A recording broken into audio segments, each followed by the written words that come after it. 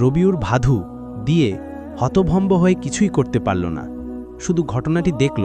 তারপর কাঁদতে কাঁদতে বাড়ি ফিরে রবিউকে সব বলল। রবিউ গল্প শুনে অবাক হয়ে গেল। এক মুহূর্ত দ্বিধা না করে দ্রুত ছুটে গেল সেই জায়গায় যেখানে তার স্ত্রীকে অপহরণ করা হয়েছিল।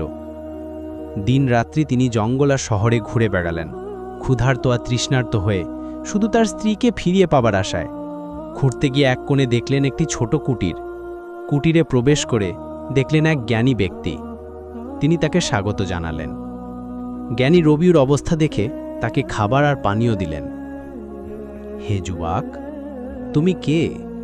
কেন এই জঙ্গলে ঘুরে বেড়াচ্ছ? রবিউ তাকে সমস্ত ঘটনা খুলে বলল, যা ঘটেছিল এবং তার দুঃখের কথা। জ্ঞানী শুনে বললেন, হে যুবক, তুমি যার কথা বলছো সে সিফায়ুস, এক শয়তান। সে যুবতী সুন্দরী নারীদের অপহরণ করে তার গুহায় নিয়ে যায়, তাদের সাথে খেলে। যখন তাদের থেকে বিরক্ত হয় তাদের জীবন শেষ করে।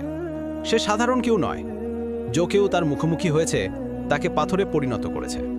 তুমি তার মুখোমুখি হলে বাঁচবে না, তাই এখন বাড়ি ফিরে যাও। তোমার নিজের ভাগ্যের মুখোমুখি হওয়া বুদ্ধিমত্তা নয়। কিন্তু রবিউ দৃঢ় কণ্ঠে বলল, না হে জ্ঞানী, আমি এখনও ফিরে যেতে পারি না। আমাকে আমার স্ত্রীকে বাঁচাতে হবে। যে করেই হোক আমি তা করব। দয়া করে আমাকে সিফায়ুসের পথ বলে দিন। জ্ঞানী তাকে গভীরভাবে দেখলেন, গভীর নিঃশ্বাস নিলেন, তারপর বললেন, যেহেতু তুমি যেতে দৃঢ় প্রতিজ্ঞ, তবে আমি তোমাকে বলবো কি করতে হবে। সিফায়ুস সাধারণ কেউ নয়, এক শয়তান। তার অলৌকিক শক্তি আছে, যে কেউ তাকে আক্রমণ করে সে তাকে তৎক্ষণাৎ পাথরে পরিণত করে। তাকে হারানোর একমাত্র উপায়, তোমাকে তার 7টি প্রশ্নের উত্তর দিতে হবে। প্রত্যেকটির সঠিক উত্তর দিতে হবে।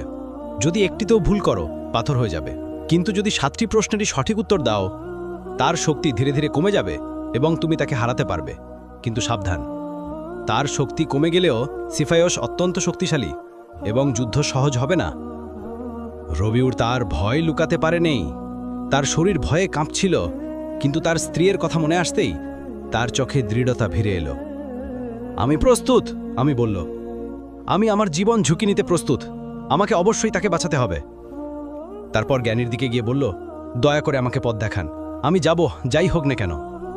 জ্ঞানী তাকে পথ দেখালেন এবং সিফায়ুসের গুহার পথে তাকে নির্দেশ দিলেন। পূর্ণ সাহসে রবিউ ভয়ঙ্কর গুহার দিকে রওনা হল। পাহাড় আর উপত্যকা পেরিয়ে অবশেষে সে অন্ধকার গুহার দরজায় দাঁড়ালো, যেখানে ভয়ের আবহ ছিল।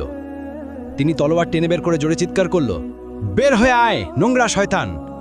যদি সাহস থাকে তবে আমার মুখোমুখি হ।